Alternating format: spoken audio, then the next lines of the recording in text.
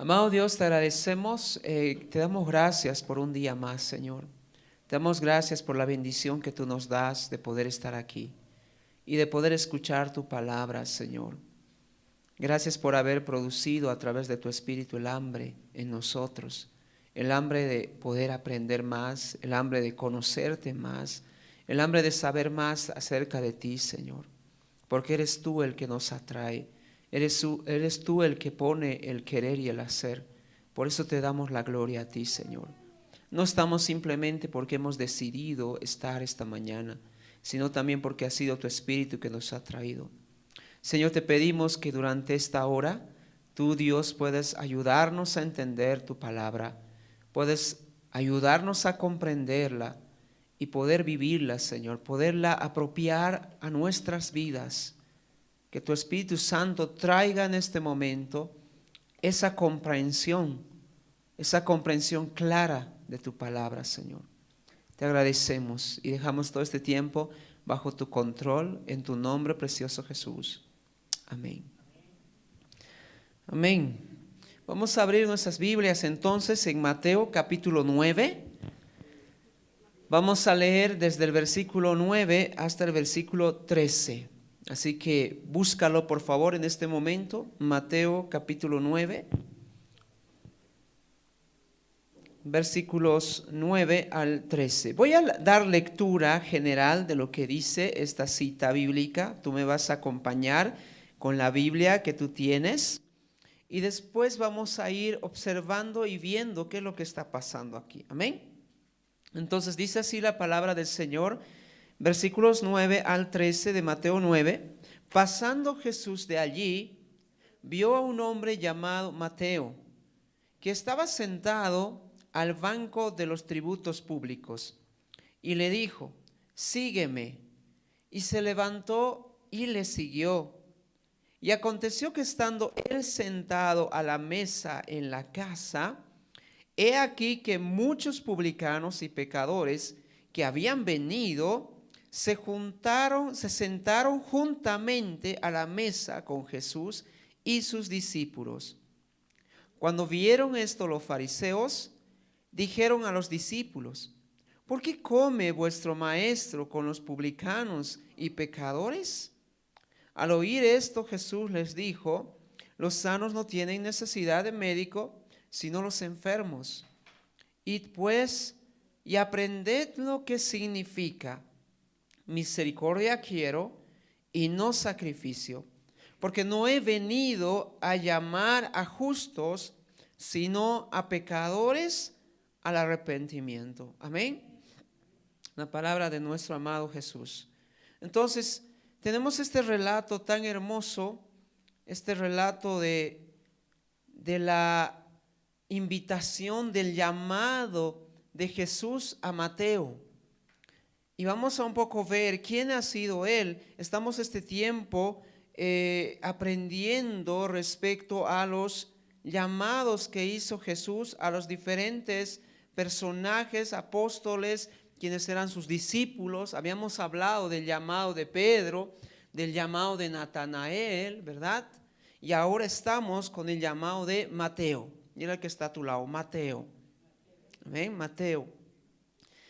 El versículo 9 dice lo siguiente, dice que Jesús estaba pasando por allí, estaba de paso por este lugar, por esta región, y para que podamos entender esto, tenemos que ver un poquito, retroceder al Antiguo Testamento, ¿no? Y tenemos que también a la época de Jesús, de cómo más o menos era esta época, cómo era este momento, ¿ya?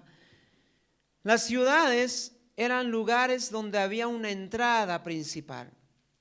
Ese es el primer dato importante que quiero que pienses. Aquí, por lo menos cuando entran a la ciudad de Sucre, hay lugares estratégicos por donde se entra el transporte, ¿verdad?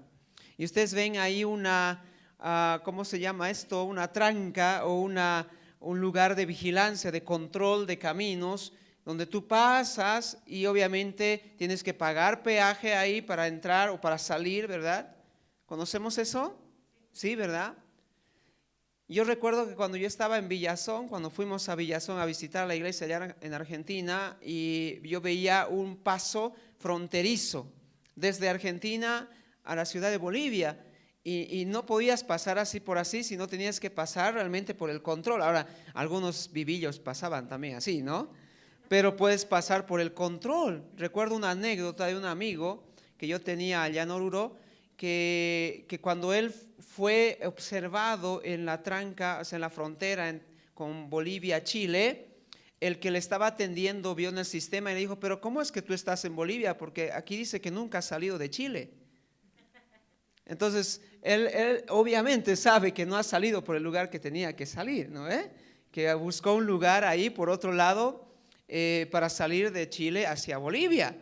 Entonces tenemos controles, dile al que está a tu lado, tenemos controles, dile, no seas ilegal, dile, ¿ya? Tienes que salir y entrar por el lugar que corresponde, ¿sí? Entonces, así como las casas tienen una puerta por donde salir y entrar, así también las ciudades tienen un lugar de acceso, de ingreso y de salida, ¿amén? Y en esa época era lo mismo, pero algo sucedía que cuando uno quería entrar a una ciudad, tenía que pasar por el ingreso, por la entrada, y en la entrada había una fila de publicanos, de cobradores de impuestos que estaban sentados en su banca. Ahora ya sabes de dónde viene la palabra banco.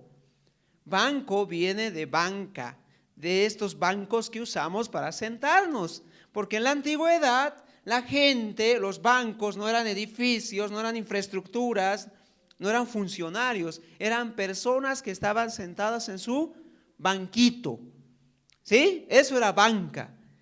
Y los publicanos eran los que cobraban este peaje, pero no solamente peaje, sino tributo al imperio. Así que cualquier ciudadano que entraba a esta región, cualquier persona que quería hacer comercio en la ciudad, tenía que pagar su tributo. Ahora, ahí tenemos un detalle importante, tenemos un detalle interesante, porque cuando alguien entraba, ya sabía quién era su cobrador. Sabía, conocía. No sé si ustedes han ido algún rato a votar, ¿no? Cuando vamos a votar, hay una lista, ¿no? Entonces ya conocemos a la mesa que tenemos que votar cada año, por lo menos yo soy así, no sé de ustedes, pero por lo menos yo, cuando voy a votar ya sé, tal mesa, porque es de A a tanto y de tanto a Z, ¿no? Entonces conocemos el lugar donde tenemos que votar. Entonces la gente que ingresaba a las ciudades sabía quién era su cobrador, pero no amaba a su cobrador. No amaba a su cobrador, lo odiaba. ¿Por qué lo odiaba? Alguno diría, pero está haciendo su justo trabajo. ¿Por qué voy a odiar a mi banquero? ¿No ve? Cuando me he prestado dinero y me dice, oye, tienes que pagar tu cuota. ¿Por qué lo voy a odiar? Es aquí la cuestión. Entonces tenemos que entender esto. Entonces lo primero que yo quiero que tú entiendas esta mañana es que Mateo era un cobrador de impuesto. Era una persona que estaba sentada en el ingreso de la ciudad con su banquito, con su lista para cobrar impuestos y su bolsa de dinero donde cobraba impuestos. Ahí estaba sentado. Y dice el versículo 9, que Jesús estaba entrando a la ciudad, estaba ingresando a la ciudad. Y era inevitable, obviamente, que él pasara por toda esta fila de cobradores de impuestos.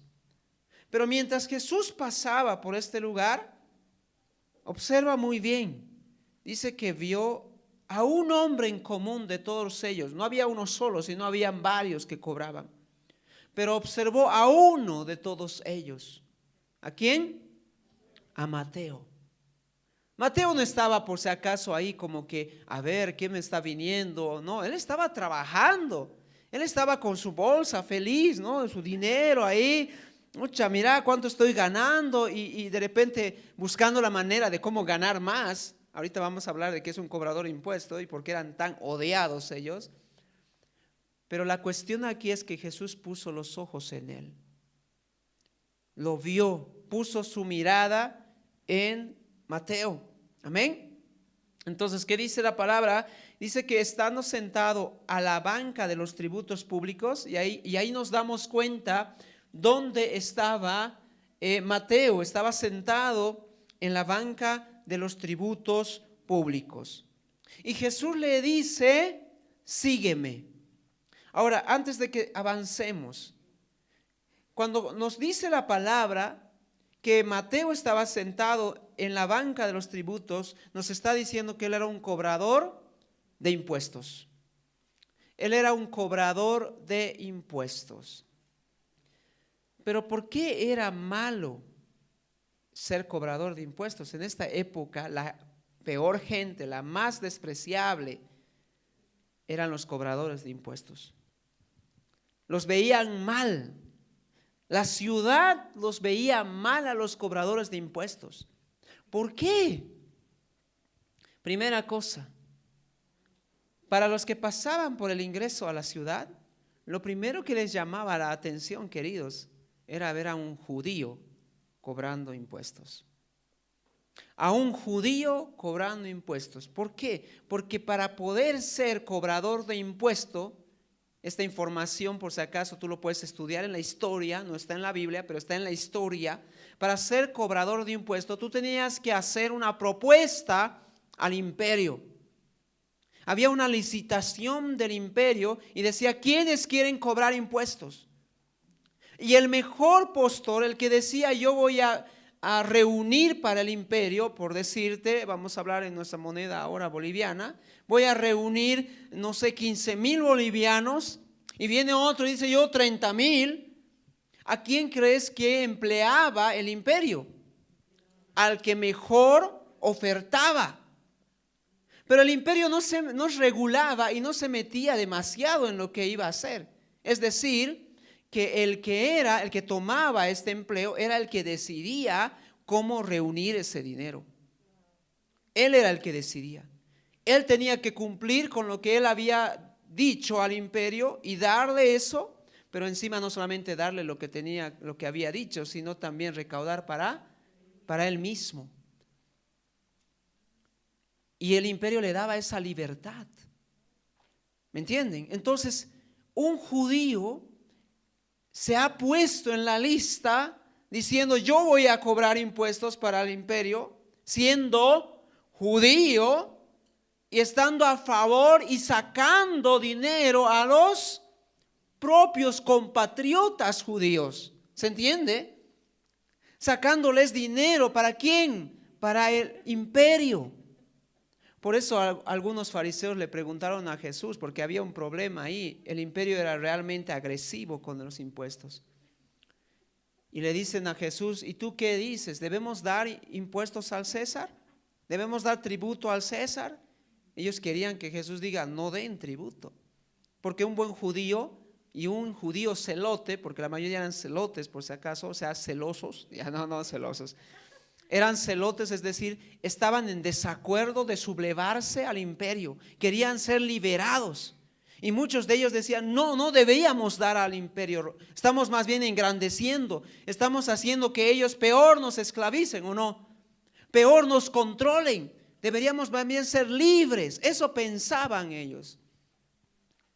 Entonces cuando los judíos miraban a los cobradores de impuestos, especialmente Mateo, que era judío, y que estaba cobrando impuestos a favor, decían, este es un traicionero, ese es un traidor, ¿cómo va a estar él cobrando impuestos?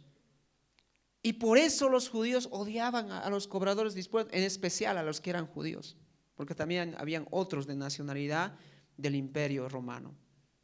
¿Se entiende? Ese era un elemento interesante o importante en la historia. La segunda cosa, ¿por qué eran odiados y repudiados los cobradores de impuestos? Era porque ellos eran pillos. Mira que estos pillos. Eran bolivianos, de ahí venimos parece, ¿no? Eran corruptos. Pero la corrupción que ellos tenían lo hacían obviamente porque necesitaban ganar ellos para sí mismos, como decía, y la oferta que habían dado al imperio. Así que ellos sabían a quiénes sacar más y cómo sacarles. Conocían a las personas, sabían, tal fulano tiene, entonces hay que pedirle más, ¿no ve? Aquel no tiene, pero ellos no solamente hacían eso, sino extorsionaban, abusaban de las personas, cobraban de más. Y cuando había un deudor, ellos amenazaban con quitarle sus bienes, con quitarle sus animales o cualquier otra cosa que tuvieran. Oye, ¿no odiarías en esa situación a tu cobrador? ¿Cómo es? No sé si han escuchado de este caso en Cochabamba, ¿no ve? De este que cobraba, ¿no ve? Este abogado que cobraba, pero no cobraba así, ¿no? Por favor, a ver, paga, ¿no? Sino llevaba ahí sus golpeadores, ¿no? Para intimidar y todo eso, y tienes que pagar, si no te vamos a quitar tu casa y esto, ¿no ve? Hace mucho tiempo, ¿no? No sé cuántos años se escuchó eso. Así eran los cobradores de impuestos. O sea, ¿te das cuenta quién era Mateo?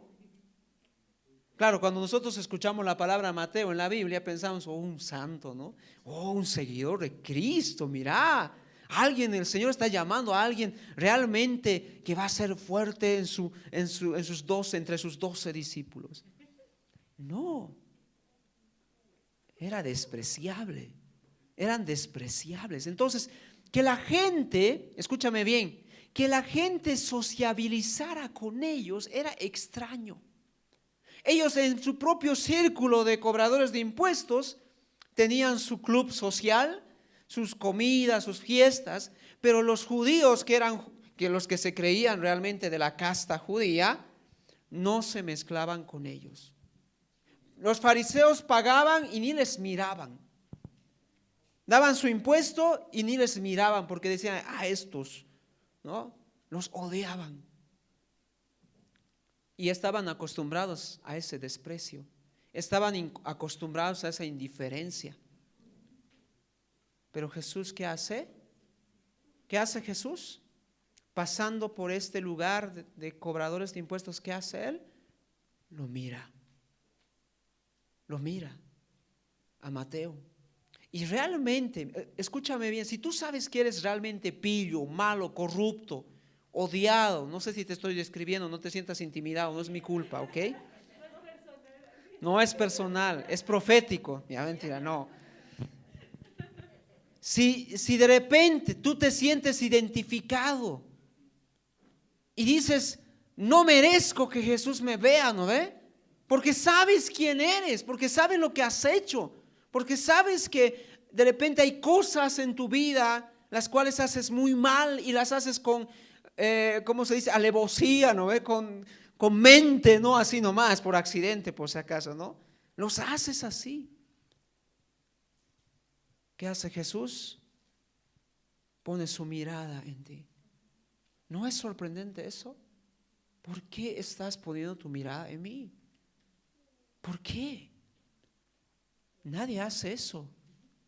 Toda la gente pasa indiferente por este lugar. Están acostumbrados a eso los cobradores de impuestos. Pero yo sé algo también a través del contexto de lo que estamos leyendo, que Mateo escuchó acerca de Jesús. Y Mateo no es que no sabe quién es Él. Escuchó de sus milagros, escuchó de sus famosos sermones que daba y de todo lo que Él estaba haciendo en las diferentes regiones, porque el rumor se había extendido en todas las regiones. Así que cuando Él ve y escucha decir a Jesús, sígueme, y sabe que es Jesús, que es el Maestro, sabe esto. Cuando Él escucha, Él se asombra. Él se asombra. ¿Me entiendes? Porque Él sabe quién es Él. Amén. Él sabe quién es Él. Y Jesús le dice lo siguiente. El versículo 9, ahí estamos, ¿verdad? Al final le dice Jesús, verso 9, sígueme. Sígueme. ¿Sabes qué? Sígueme. Sígueme significa te escojo. Te escojo. Con los adolescentes estuvimos charlando un poco los sábados hacemos un devocional, ¿no? Y estuvimos charlando acerca de cómo somos nosotros como personas. ¿Y sabías que nosotros somos bien selectivos? somos selectivos en todo sentido, en el trabajo, desde el colegio ya somos selectivos. Recuerdo que cuando, por ejemplo, yo no soy muy futbolista, o sea, juego, pero no juego así como Mbappé, ¿no ve? No, tampoco a esa altura, ¿no? Pero no soy muy buen futbolista. Y recuerdo que cuando hacíamos campeonatos de barrio, siempre era eso, ¿no? A ver, escojan 2 capitanes, ¿no? Escojan, y yo estaba ahí, ¿no? Entonces siempre esperando, a ver, me van a escoger y al final, ¿no? Entonces, ya, que venga nomás porque falta, ¿no? Y les hacía perder por rabia. Entonces está bien. Pero somos selectivos. Pero sabes, en la selección que hacemos, nunca escogemos al peor.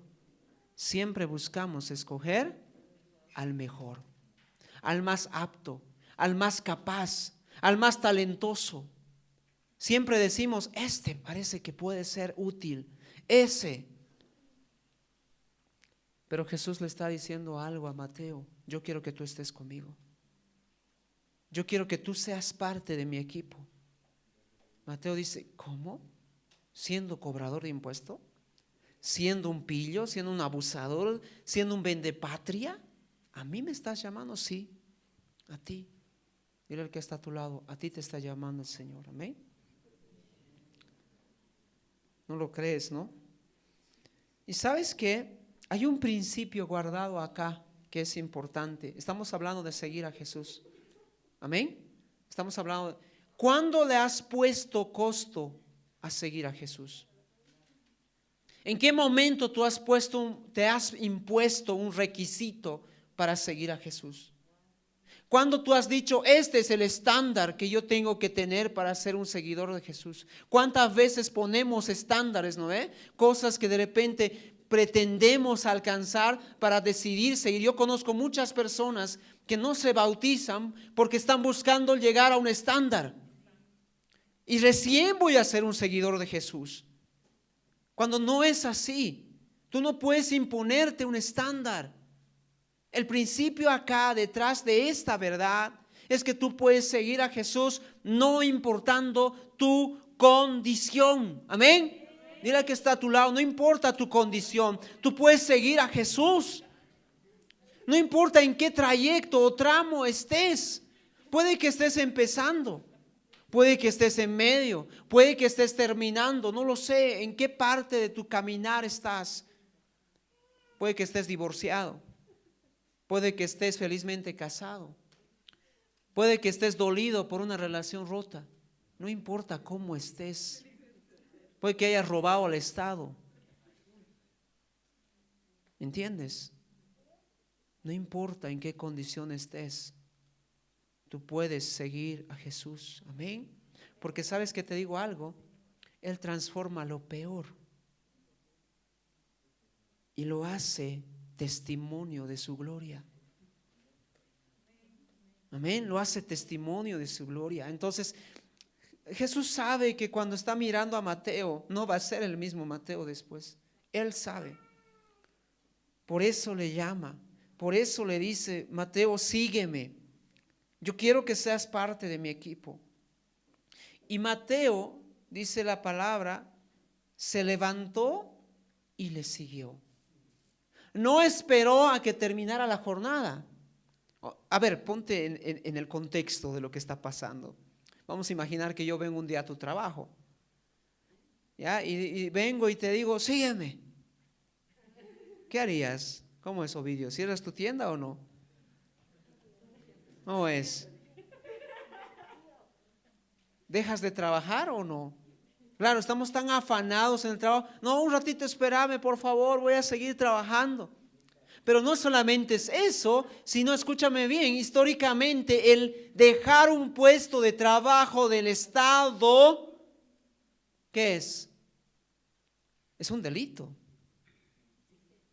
Es algo que te pueden, ahora si te denuncian, ¿no? Si no te denuncian, no te denuncian, pero es algo que no está bien. Por eso la Galindo anda acorralando a todos, ¿no ve? Cuando no encuentra a alguien su trabajo, ya está. Porque no puedes abandonar tu puesto de trabajo, más si es un puesto público, no lo puedes hacer. ¿Me entiendes? Pero Mateo, ¿sabes qué? Escúchame bien, ¿sabes qué dice un historiador? Un estudioso, un teólogo dice, esta es la última jornada de Mateo. Después de este acontecimiento, nunca más volvió a sentarse en su banca.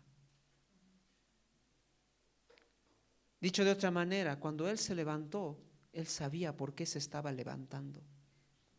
No se estaba levantando como cuando hemos visto el caso de Pedro, ¿no ve? Que dice, Señor, te sigo. Y al siguiente día, Jesús buscándole en Galilea, ¿no ve? ¿Dónde estás, Pedro? Se supone que tenías que estar conmigo y se había ido a pescar, ¿no ve? Y claro, no pescó nada. ¿Ya? No, Mateo se levantó.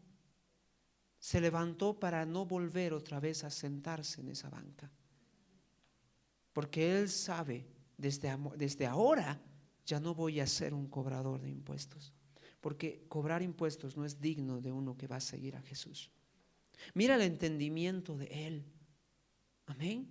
¿Y qué haces tú cuando el Señor te llama? ¿Qué haces tú cuando Él sabe quién eres, sabe tu condición, pero también te exige tomar una decisión en la etapa que estás? Muchos dicen, esperaré, ¿no? No, esperaré, todavía disfrutaré un poquito las fiestas, esto, ahí recién voy a seguir a Jesús. O no, soy muy joven para seguir, creceré a los 23, ahí voy a... O muchos dicen, no, estoy casado, tanto hijos y todo. Pastor, cuando ya sea viejito, mis hijos sean grandes, ahí voy a seguir al Señor. ¿Me entiendes? No hay esto, no hay. O sea, tú tienes que decidir para seguir al Señor y decir, hoy es hoy, amén. Hoy es hoy. Y hoy puedo decidir seguir al Señor.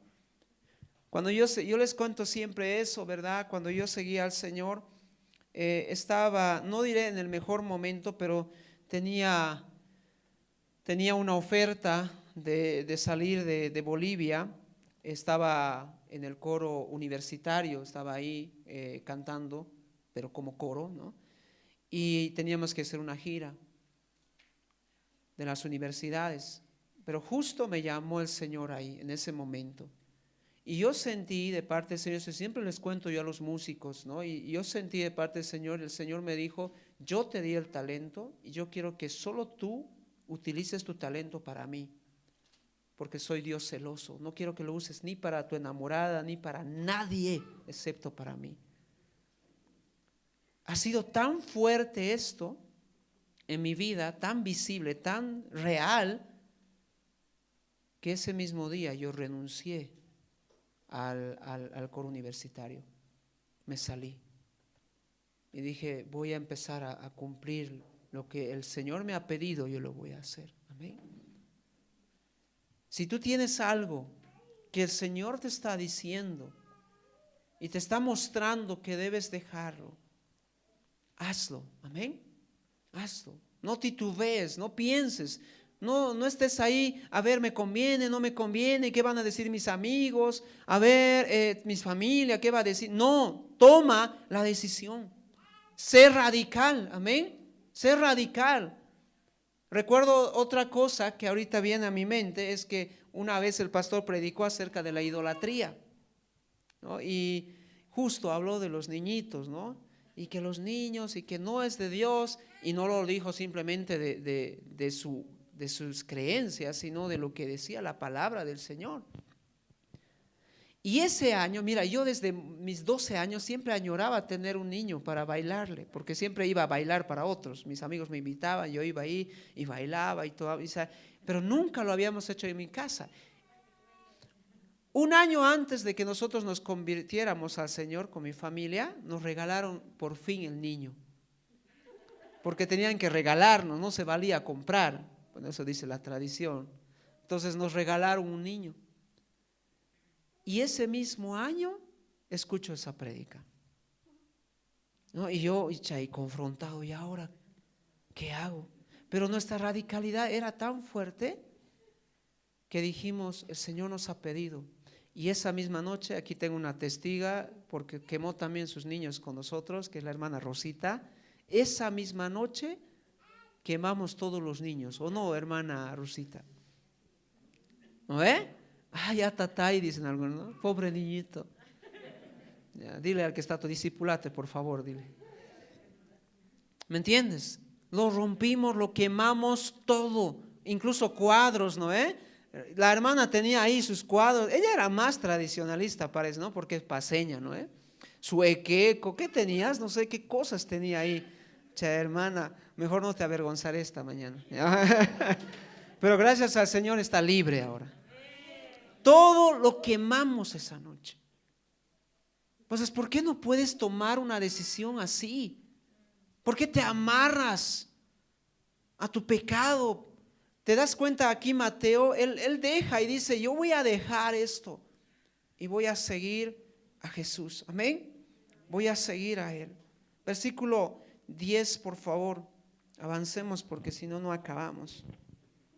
Y la que está a tu lado, seguir a Jesús es tomar una decisión, dile. Sin esperar, sin dudas, dile. ¿Ok? Sin dudas.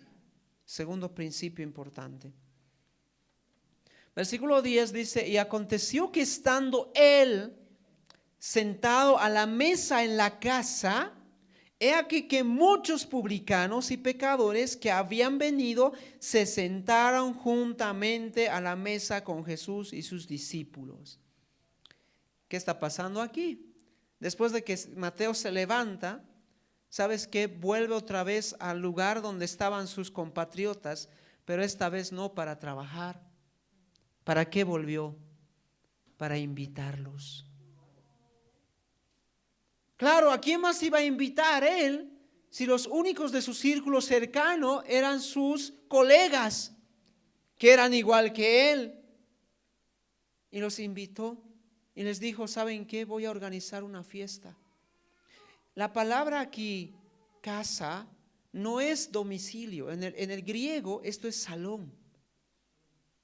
No es domicilio, no es una casa de Mateo, no están en la casa de Mateo, están en un salón público. Y en esa época los salones públicos los alquilaban los que hacían fiestas, cenas, grandes banquetes. ¿Y quién es el que alquila esta casa? Mateo. ¿Para qué lo hace? Para invitar a sus colegas y para escuchar a Jesús. Mira, Mateo, sus primeros momentos de su vida cristiana, ¿no ve? De seguir a Jesús. Y tan rápidamente Él está invitando a otros. Amén. Y todos ellos, dice que estaban reunidos en la mesa, todos los publicanos, ellos que eran pecadores, estaban sentados con Jesús. Y Jesús estaba charlando con ellos. Dice que había venido y se sentaron juntos con Jesús, y ahí están también ¿quiénes? Sus discípulos.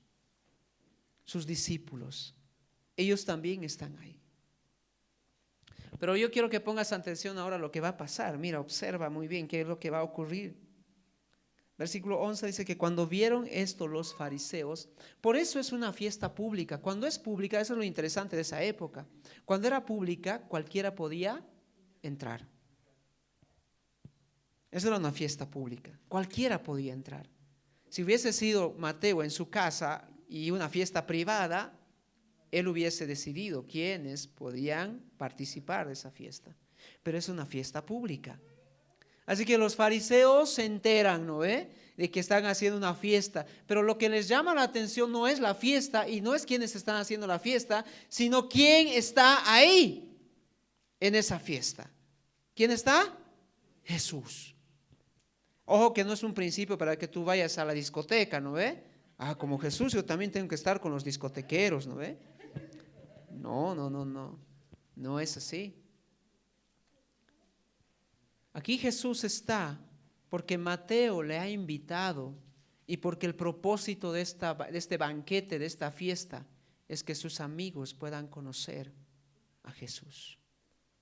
Ese es el propósito. Por eso organiza esta fiesta. Pero los fariseos que también entraron a este lugar no atacan a Jesús. Quiero que observes eso. No atacan a Jesús, sino ¿a quiénes? A los discípulos. A los discípulos. Dile al que está a tu lado. Satanás no ataca la cabeza, nos ataca a nosotros. Dile. A nosotros nos ataca, porque sabe que no puede contra Jesús. Pero ¿sabes qué? Satanás quiere mentirnos, engañarnos y quiere crear una imagen incorrecta en nosotros de Jesús. Y esto está haciendo aquí los fariseos, guiados por el espíritu de Satanás, que le dicen a sus discípulos: a ver, está, pues mira, no que Jesús, el santo, mira cómo está, mira con quiénes está reunido. Observa el texto como lo menciona. ¿Por qué tus discípulos, dice, por qué come vuestro maestro con los publicanos y los pecadores? Aquí hay una mala intención notoria,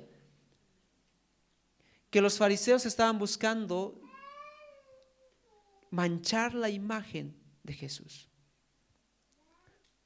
y que los discípulos se decepcionaran de Jesucristo y se alejaran de Él. Por eso no van directamente al maestro. Pero dile al que está a tu lado: Jesús sabe todo, dile. Y Jesús conoce y escucha todo. Y sabe lo que están pensando los fariseos. Sabe lo que están diciendo. Amén. Observa el verso 12 que dice ahí: al oír esto Jesús les dijo: los sanos no tienen necesidad de médico, sino los enfermos. Id pues y aprended lo que significa: misericordia quiero y no sacrificio, porque no he venido a llamar a justos, sino a pecadores al arrepentimiento. Y quiero que observes algo esto, que el que más necesita de Dios no es el que se siente completo, pleno, acabado o perfecto, sino el que está más abajo. El que es consciente de que su situación ha ahondado demasiado. Este es el que más necesita de Dios. Pero nosotros como iglesia, ¿qué hacemos muchas veces? Muchas veces cuando vemos a alguien que ha fallado o ha pecado, en vez de ayudarlo a que esté inmerso y sea sanado y sea restaurado, lo alejamos. ¿Me entiendes? ¿Sabes qué hubiese hecho Jesús? Hubiese dicho un domingo: vamos a hacer culto con los peores de Kairos, con los que están más mal, porque para eso ha venido Él. Interesante algo que decía un teólogo: la iglesia es como un hospital, es un lugar de enfermos. Cuando venimos aquí, estamos declarando que estamos enfermos, que necesitamos de Dios. El día que tú sientas que no necesitas de Dios, no vas a estar aquí, vas a estar allá afuera, porque ya no necesitas de Dios. Y peor, porque has usado a Dios como algo para tu beneficio. Pero si sigues aquí, si sigues en este lugar, es porque realmente dices con tu vida: yo necesito de Dios. Amén. Necesito de Él. Hay gente que se cansa tanto de congregarse que al final se va, porque piensa: yo ya sé lo que va a predicar el pastor. Uy, ¿cuántas veces he escuchado eso?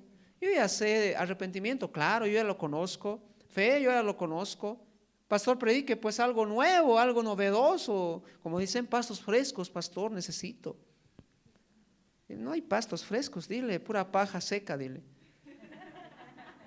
¿Entiendes? Porque ¿acaso la Biblia cambia? Yo tengo que cambiar mensaje. ¿Sabes cuántos años voy predicando acerca de lo mismo? ¿Y por qué? Porque creo que a veces no hemos entendido. Porque aunque parezca que sabemos en nuestra mente, nuestro corazón no lo ha entendido. Y tenemos que seguir como a mi sobrino, ¿no ve? 1, 2, 3, 4, 8. No, otra vez. 1, 2, 4, 6. Otra vez. O sea, tiene que entender hasta que le salga bien. Spurgeon, que era un predicador, el príncipe de los predicadores, dice que un día predicó un mensaje a su iglesia acerca de un tema en común, no recuerdo cuál, pero lo predicó. Y el siguiente fin de semana estaba predicando lo mismo. Ya los demás dijeron: bueno, ya seguramente vio algo y tal. Ya, el siguiente fin de semana predicó lo mismo. El siguiente predicó lo mismo. Y así estaba predicando durante casi meses. Hasta que algún valiente ahí, porque es el príncipe de los predicadores, ¿no? Entonces nadie le iba a cuestionar. Hasta que un valiente de ahí se levantó y le dijo, Pastor Spurgeon, ¿por qué sigue predicando lo mismo? ¿Y sabes qué dijo él? Voy a predicar esto hasta que yo vea que sus vidas sean transformadas. ¿Y cómo sería si haríamos eso acá? ¿No? Predicando, digamos, la fe hasta que todos entiendan.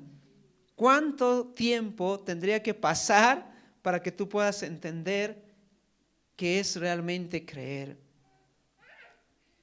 Jesús vino no por los sanos, sino por los enfermos. Pero hay algo acá también que a mí me llama mucho la atención, queridos.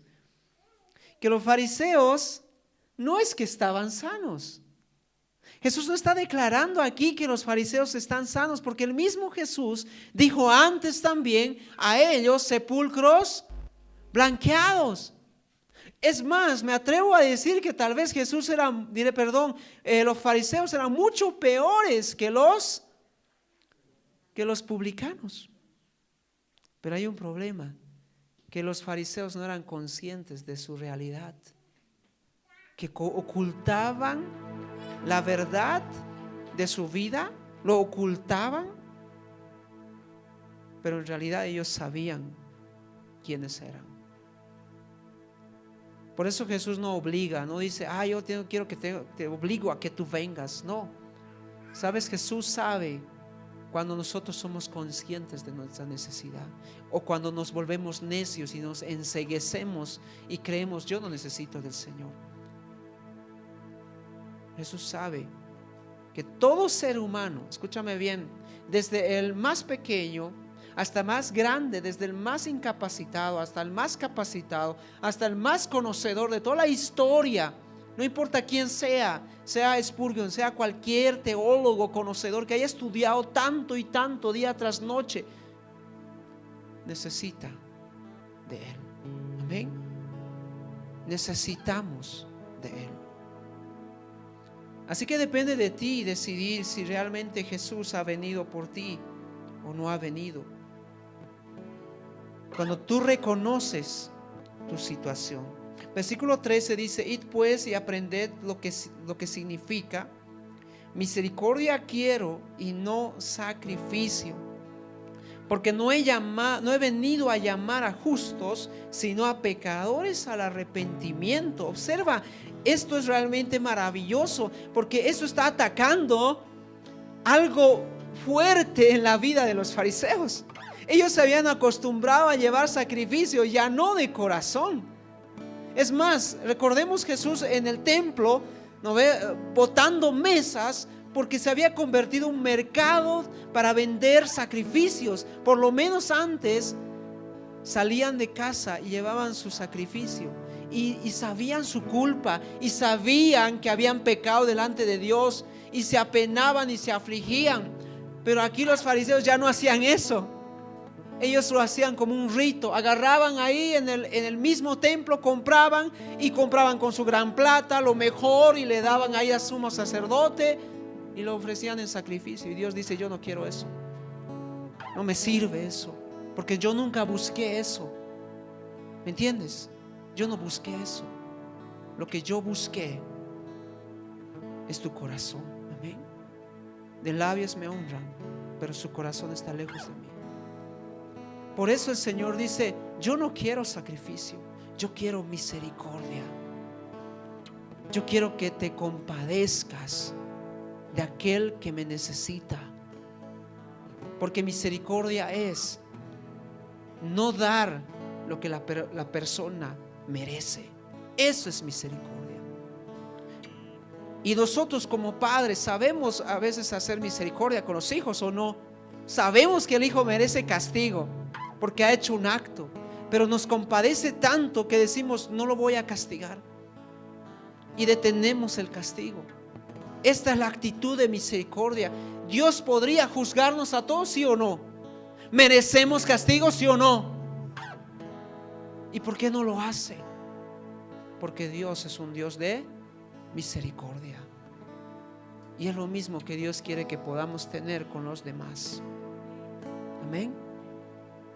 No importa quién sea, no importa la condición que tenga, ellos también tienen oportunidad para poder conocer al Señor. Ponte de pie, por favor.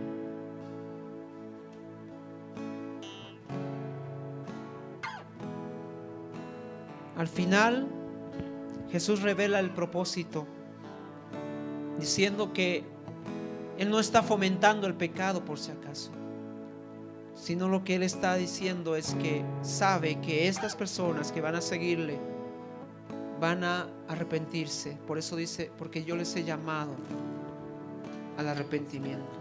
Y te voy a decir algo, cuando tú experimentas de verdad la misericordia de Dios, lo que ocurre en tu corazón es arrepentimiento. No es abuso de la gracia de Dios, es arrepentimiento. Vamos a orar. Gracias, amado Dios. Gracias, Señor, por tu gracia.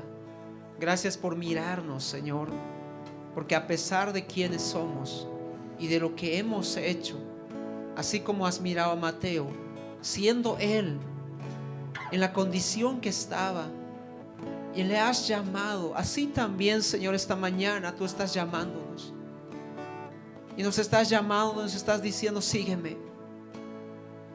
Porque tú ves nuestro corazón, tú ves nuestra necesidad, tú no ves lo que está afuera, tú no ves, Señor, nuestro pecado, nuestra condición, sino tú ves nuestra necesidad y nos estás llamando. Es tu misericordia la que nos está llamando, Señor, esta mañana.